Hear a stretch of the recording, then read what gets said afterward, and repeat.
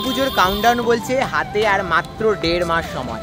1.5 মাস পরেই কিন্তু মহালয়া বা আমাদের বাঙালির প্রাণের উৎসব দুর্গোৎসব। আর তারই আগে এই মুহূর্তে আমি রয়েছি কল্যাণী ITI মোড় লুমিনাস ক্লাবে, যেখানে মায়ানমারের সিনভূম প্যাগোডার আদলে তাদের মণ্ডপ সেজে উঠছে। এই যে সুবিশাল মণ্ডপ প্রত্যেক বছর কিন্তু আমরা দেখে থাকি, সেই মণ্ডপের প্রস্তুতির বেশ কিছু ঝলক ঘুরে দেখাবো আজকে। এই 150 থেকে 175 ফুট উচ্চতার এই এবছরের যে মণ্ডপ, সেই মণ্ডপ প্রত্যেক বছর কিন্তু আকাশপথ বা ড্রোন ভিউতে সবচেয়ে বেশি ভালো লাগে। আজকের ভিডিওতে আকাশপথ থেকে কেমন লাগছে এই কল্যাণী ITI মোড় লুমিনাস ক্লাব তারই কিছুটা আপডেট দেব। দুর্গাপুজো প্রস্তুতি পর্বে এই মুহূর্তে আমরা রয়েছি কল্যাণী ITI মোড় লুমিনাস ক্লাবের একেবারে পুজো প্রাঙ্গণের সামনে। আর তাদের এবছরের যে মণ্ডপ তা ধীরে ধীরে কিন্তু সেজে উঠছে।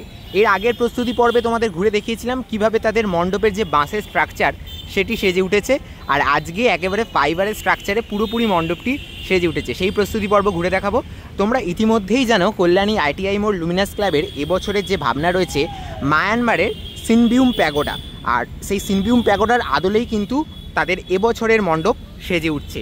এই মুহূর্তে একেবারে জোর কদমে প্রস্তুতি চলছে এই কল্যাণী ITI মোড় লুমিনাস ক্লাবের এই যে পুজো প্রাঙ্গণ এই মাঠেতে। আর ইতিমধ্যে দেখতে পাচ্ছ এখানে কিন্তু অলরেডি একটা এই যে স্ট্রাকচারকে তুলে নিয়ে যাওয়া হচ্ছে ওপরে। এরকম ফাইবারের স্ট্রাকচার প্রচুর এখানে তৈরি করা হয়েছে আলাদা করে, যেগুলোকে এরকম দড়ি বেঁধে পুরোপুরি এই ওপরের দিকেতে ফিক্স করার যে পদ্ধতি সেইগুলো এখন কিন্তু চলছে একে একে।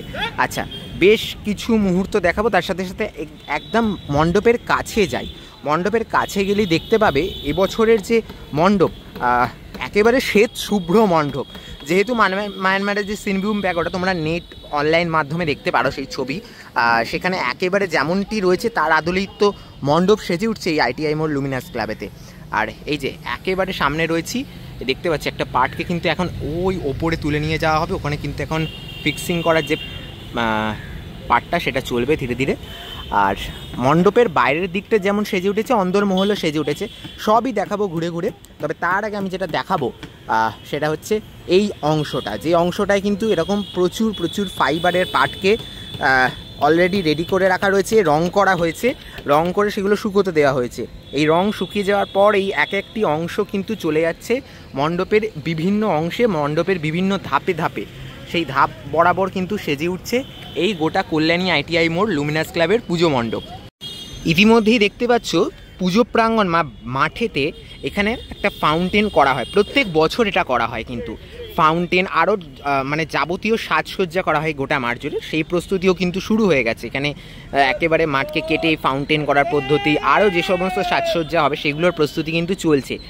আর তো হাতে মাত্র 1.5 মাস মতো সময় রয়েছে। 1.5 মাসের মধ্যে কিন্তু এই গোটা মণ্ডপকে সাজিয়ে তুলতে হবে। মহালয়ার দিন সম্ভবত উদ্বোধন হতে চলেছে এই কল্যাণী ITI মোড় লুমিনাস ক্লাবের। আর এই মুহূর্তে দেখতে পাচ্ছ জোর কদমে কিন্তু প্রস্তুতি চলছে। আমি একটু জুম করে যদি সামনেটা দেখাই, মানে এই যে নকশা কলকাগুলো কতটা নিখুঁতভাবে করা হয়েছে এই এবছরের ITI মোড় লুমিনাস ক্লাবেতে। ধীরে ধীরে কিন্তু প্রত্যেকটা পার্ট সেজে উঠছে।